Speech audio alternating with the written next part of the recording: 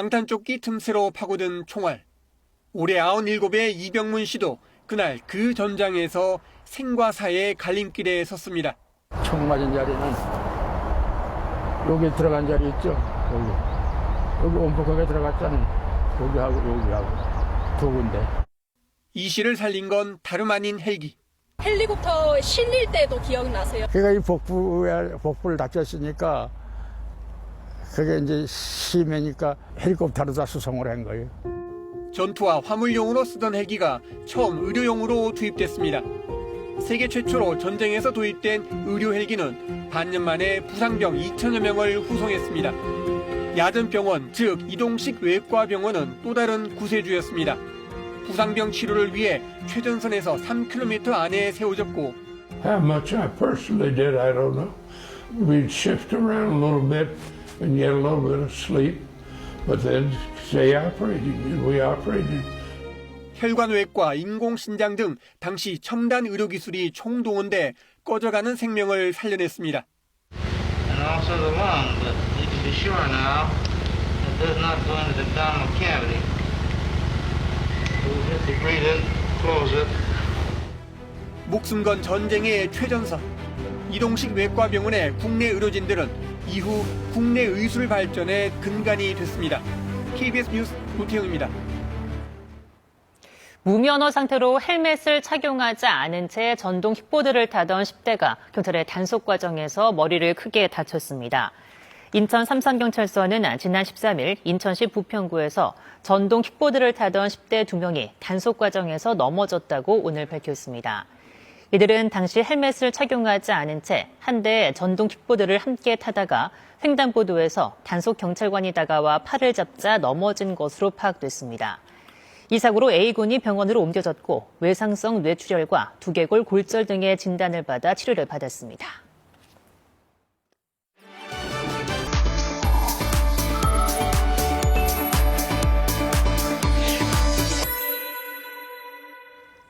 생활 뉴스입니다.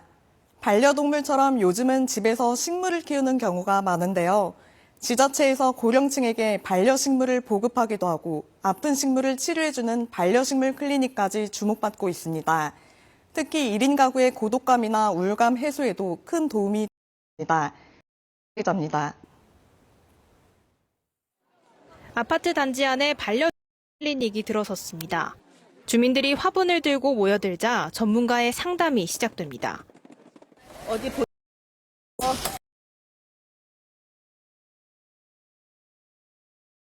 에겐 처방전이 발급되고 보호자는 동의서를 제출해야 치료됩니다. 이처럼 식물 특성을 정확히 알고 키우려는 면서 식물기를 책임지는 식집사라는 신조어까지 생겨났을 정도입니다. 관내 고령층 어르신에게 반려식물을 보급하는 지자체도 늘고 있습니다. 잘라갖고 또 물에다가 이렇게 담궈 놓으면 순이 난다잖아요. 그럼 다시 또 화분이 하나 생기잖아요. 그거 가는 재미가 너무 좋거든요. 지난해 반려식물 클리닉에선 14,000여 건의 상담이 이뤄졌습니다. 식물에 걸렸을 때는 반려식물 병원에서 진찰을 받을 수도 있습니다. 여기서 집중 치료를 하게 되는데 보통 일주일에서 3개월까지 그 살균 치료, 살충 치료라 해가지고 좀 나눠서 반려식물 문화가 확산하면서 특히 고령층 1인 가구의 고독감과 우울감을 해소하는 효과도 기대되고 있습니다. 우울감이 굉장히 많이 오거든요. 독거노인들이라든지 병원 환자들이라든지 우울증, 불안, 정서적으로 안정하는 되는 효과를 얻은. 서울시는 2023년 4개 자치구에서 시작됐던 반려식물 클리닉을 올해 14곳으로 늘릴 계획입니다. KBS 뉴스 김하은입니다. 프로야구 한화의 마무리 김서현이 역대 올스타 팬투표 최다 득표 신기록을 세우며 별 중에 별로 뽑혔습니다. 롯데는 무려 6명의 올스타 선수를 배출해 인기를 증명했습니다. 이무영 기자의 보도입니다. 영화처럼 등장해 시속 159km의 강속구로 삼진을 잡은 뒤 한화의 승리를 지켜내는 김서현. 독수리 군단의 특급 마무리 김서현이 올 시즌 팬심을 사로잡은 최고의 별로 우뚝 섰습니다. 김서현은 올스타 팬투표에서 178만여 표를 받아 기아 때 최다 득표 기록까지 경신하며 1위에 올랐습니다. 1승 1패, 세이브 18개, 평균 자책점 1.51의 놀라운 성적에 선수단 투표를 포함한 총점에서도 전체 1위라는 영광을 안았습니다. 작년에 피처스 올스타도 한번 갔다 왔고 올해 이제 1군에서 올스타를 가게 될 것 같은데 그게 또 이제 또 저희 신구장에서 또 열려가지고 되게 의미가 좀 많을 것 같습니다. 선두 한화에서는 에이스 폰세와 박상원, 플로리얼까지 총 4명이 뽑혔고 LG와 기아도 각각 3명씩 베스트 12에 이름을 올렸습니다. 드림 올스타에선 롯데와 삼성이 돋보였습니다. 특히 롯데는 최근 상승세를 반영하듯 최다 득표 2위에 오른 윤동희를 포함해 처음 올스타에 뽑힌 고승민, 전민재 등 가장 많은 6명의 선수를 배출했습니다. 우리 선수들도 좀 부상 선수도 많은데 팬 여러분들께서 꼭 원하는 성적 저희 이룰 수 있도록 꼭 최선을 다하겠습니다. 감사합니다. 삼성 배찬승과 기아 최영우는 선수단 팬 앞선 정철원과 문현빈을 제쳤고 통산 15번째 초청장을 받아 선정 타이 기록을 썼습니다. 지난해 1000만 관중을 넘어 1200만 관중을 바라보는 올해 프로야구 올스타전은 12일 대전 하나생명 볼파크에서 축제회장을 펼칩니다. KBS 소비 심리가 석 달 등에 대한 기대감을 나타냈습니다. 심리지수는 108.7로 2021년 6월 이후 가장 높았다고 발표했습니다. 지난 6.9포인트 오르며 석 달 연속 상승했습니다. 소비자 심리지수가 100을 넘기면 경제를 낙관적으로 보는 가구가 많다는 의미입니다. 향후 지수와 주택가격 전망지수 역시 상승했습니다.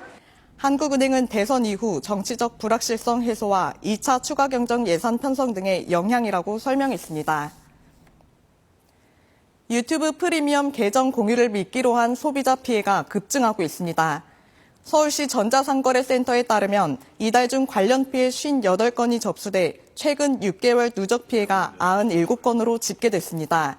주요 피해가 발생한 플랫폼은 쉐어 JS와 세이브 쉐어 등으로 1년 이용권을 미리 결제하게 한 뒤 서비스가 중단되고 연락이 끊기는 수법이 반복됐습니다. 이들 서비스는 정식 서비스가 아닌 가상사설망 VPN으로 해외 가족 요금제를 이용해 계정을 공유했던 것으로 드러나 주의가 요구됩니다. 지금까지 생활뉴스였습니다. 이어서 오늘의 주식 시황 KB증권 연결해 알아보겠습니다. KB증권입니다. 중동 지정 확장 우려가 완화되며 국내 증시 강세입니다. 코스피는 하루 만에 반등하며 3% 가까이, 코스닥은 2% 가까이 오르고 있습니다. 간밤 미국 3대 지수는 1% 가까이 상승했습니다. 미국과 이란 양측의 확전 자제에 무게가 실린 가운데 지난주 원로 이사에 이어 연준 내 강경파로 알려진 미셸 보먼 부의장이 7월 금리 인하 가능성을 시사했는데요. 미국 10년물 국채금리는 7월 금리 인하가 거론되며 하락했고 유가는 7%대 급락했습니다. 한편 테슬라는 무인 택시 로보택시가 시범 운행에 들어간 가운데 호평을 받으면서 8%대 급등했습니다. 이 시각 현재 코스피는 83.39포인트 상승한 3097.86에 코스닥은 15.18포인트 오른 799.97에 거래되고 있습니다. 업종별 흐름 살펴보면 주요 업종 강세입니다. 코스피 시장에서 외국인과 기관은 순매수를, 개인은 팔고 있습니다.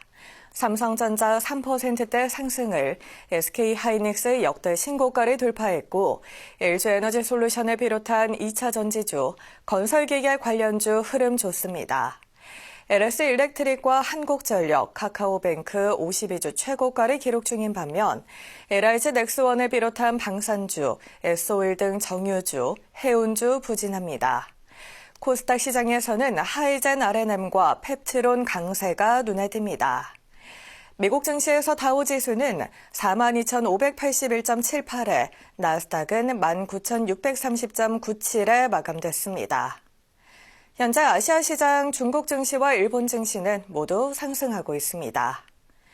이 시각 현재 달러화에 대한 원화 환율은 1,366원 40전에 거래되고 있습니다. 지금까지 KB증권이었습니다. 오늘과 내일 전국에 장맛비가 내리겠습니다. 현재 레이더 화면을 보면 전북과 영남 지방을 중심으로 비가 내리고 있습니다. 점차 정체전선이 북상하면서 오후에는 충청과 경기 남부로 비가 확대되겠고 밤에는 서울 등 그 밖의 지역에서 비가 내리겠습니다. 내일까지 예상되는 비의 양은 부산과 울산, 경남에 20에서 70, 중부지방과 경북에 20에서 60, 호남지방에 5에서 40mm 정도입니다. 오늘 수도권과 충남권, 남해안을 중심으로는 순간 풍속 초속 15m 안팎의 돌풍이 부는 곳이 있겠습니다. 낮 기온은 서울이 30도, 춘천 29도로 수도권과 강원 내륙은 30도 안팎으로 덥겠습니다. 반면 광주와 대구 25도, 부산 24도 등 남부지방은 어제보다 많게는 8도 정도 낮겠습니다. 바다의 물결은 제주도 해상에서 최고 2.5m로 약간 높게 일겠습니다. 목요일과 금요일에는 장맛비가 소강 상태를 보이겠지만 이번 주말 중부지방과 전북지방을 중심으로 다시 비가 내리겠습니다. 지금까지 날씨 전해드렸습니다. 김용현 전 국방부 장관이 법원의 직권 보석 결정에 불복해 항고했지만 기각됐습니다. 서울고법 형사 20부는 오늘 김 전 장관 측이 법원의 보석 허가 결정에 대해 제기한 항고를 기각했습니다. 앞서 지난 16일 김 전 장관의 내란 혐의를 심리하는 서울중앙지법 형사 25부는 김 전 장관에 대해 주거 제한 등 여러 조건을 달아 보석을 결정했습니다. 네, KBS 12시 뉴스를 마칩니다. 고맙습니다.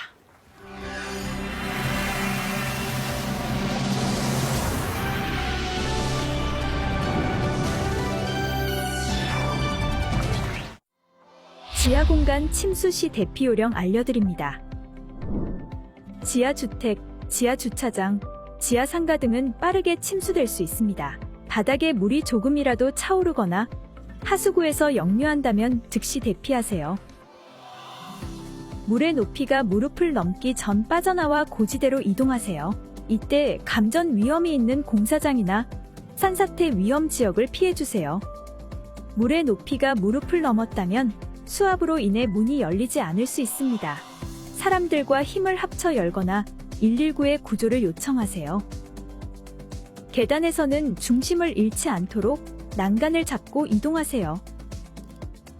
대피 시 발을 보호하기 위해 운동화를 신어주세요. 장화는 물이 차 대피가 어려우니 가급적 피해주세요. 지하공간 침수 시 대피 요령을 숙지해 스스로와 가족의 안전을 지켜주세요.